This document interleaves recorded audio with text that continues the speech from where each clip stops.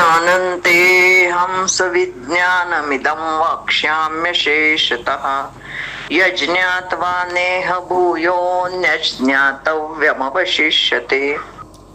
ज्ञान और विज्ञान, इन शब्दों का अनेकों संदर्भों में अलग अलग अर्थ निकल आता है।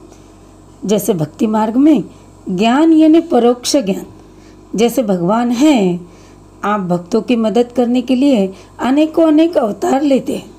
श्री कृष्ण अवतार में आपने ये लीलाएं रची थी, भगवत गीता का निर्माण भी किया था। ये सब हमने देखा पहचाना तो कुछ भी नहीं है, लेकिन शास्त्रों ने, संतों ने, महात्मा ने जो हमसे कहा उस पर हमारा विश्वास है। तो ये हो गया परोक्ष ज्ञान यानी हमारा ज्ञान।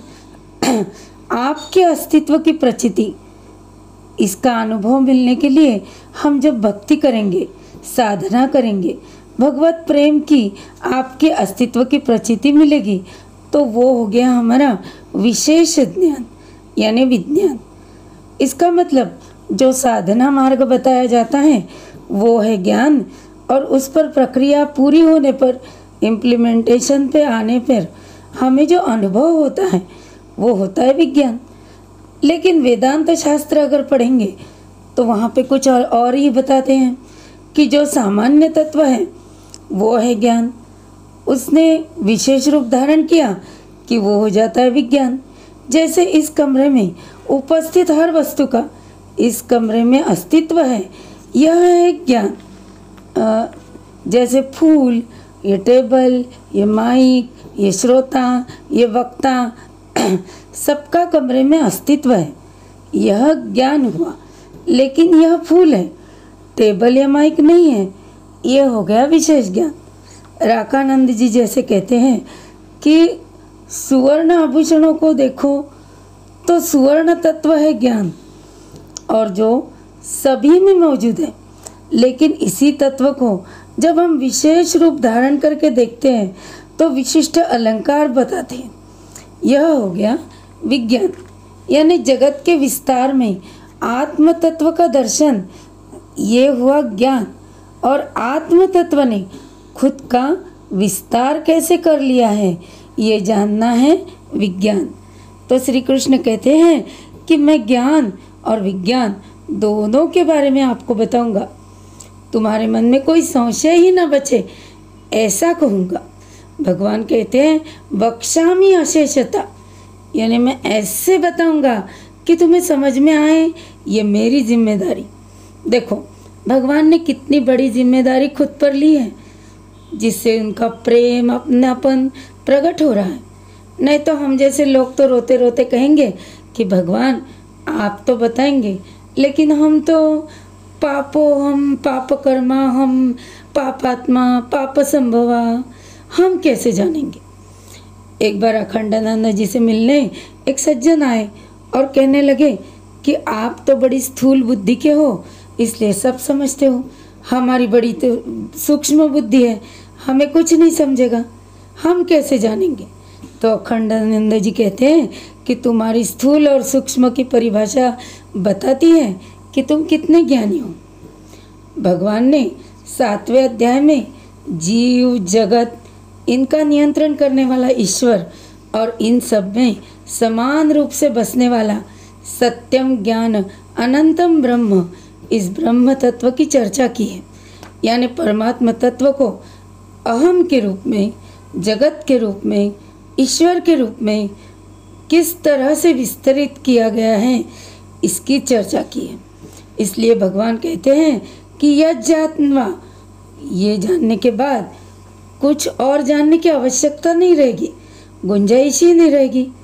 जैसे मूल तत्व सुवर्ण को जान लिया, उसको गर्म कैसे करना है, उसको अनेकों आकारों में कैसे डालना है, आकार कायम रखने के लिए उसमें कौन सी चीज़ कितनी मिलानी है, यह ज्ञान एक बार प्राप्त हो जाए तो उसके बाद कोई विशिष्ट आभूषण के लिए हमें प्रशिक्षण लेने की ज़रूरत नहीं कि कंगन कैसा बनाया जाए, हार कैसा बनाया जाए। वैसे ही इस विशाल नाटक में अभिव्यक्ति परमात्मा की कैसे हो रही है, ये समझ में आ जाए तो हर भूमिका हमारे लिए बड़ी आसान और समान है, फिर चाहे वो नौकर की हो या मालक की। तो वह परमात्मा तत्व सर्वत्र विराजमान है, उसे हर वक्त जानना यही है ज्ञान। स्वामी अखंडानंद जी कहते हैं, स्वामी अखंडानंद जी से एक भक्त ने पूछा कि आपके भगवान ने इस दुनिया में इतना दुख क्यों पैदा किया, और क्या भगवान को जानने के बाद हम इस दुख से छुटकारा पा सकेंगे? तो अखंडानंद जी कहते हैं कि समझो आप सपना देख रहे हैं, आप और अपना सोलमेट मोटरसाइकिल पे घूम रहे और गाना गा रहे, हम बने तुम बने एक दूजे के लिए। तब तक ये सपना कभी टूटेगा नहीं, लेकिन सपने में एक आधा ट्रक सामने से आ गया और आपसे टकराया तो खड़ाम से सपना टूट जाएगा और आप जाग जाओगे। जिस तरह नींद के सपने की एक घटना आपको नींद से जागृति की ओर ले आती है, वैसे ही हमारे जीवन में आने वाला हर दुख हमें इस जगत की नश्वरता, अस्थिरता, इनका अनुभव कराती है।